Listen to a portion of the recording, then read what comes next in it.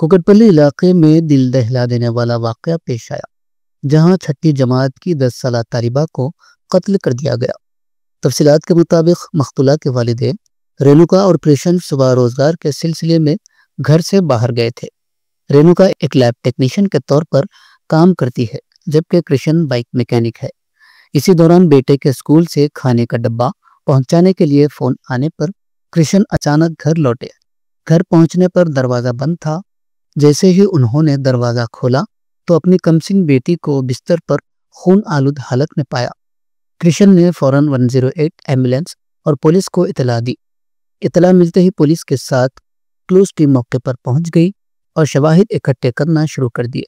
वाक़े के बाद इलाके में शदीद सनसनी और खौफ व हरास की फिजा पाई जा रही है। कत्ल की वजह ताहाल मालूम न हो सकी। पुलिस मसरूफ़ तहकीकात है।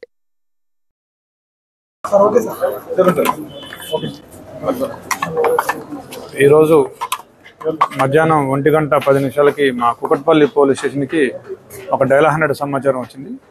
దాని ప్రకారం ఒక 10 సంవత్సరాల పాప ఇంట్లో చనిపోయి కనిపించిందని ఆ సమాచారం యొక్క సారాంశం.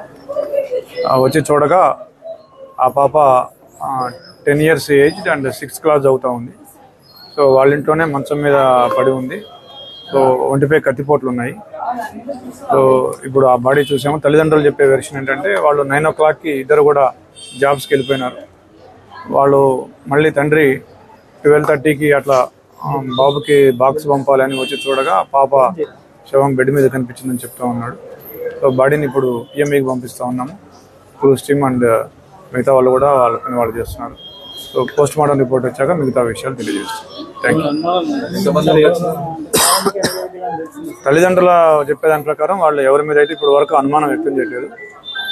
స్పెసిఫిక్గా ఎవరి మీద కూడా తల్లిదండ్రులు అయితే అనుమానం వ్యక్తం చేయడం ఇంకా తెలియదు. VR verify.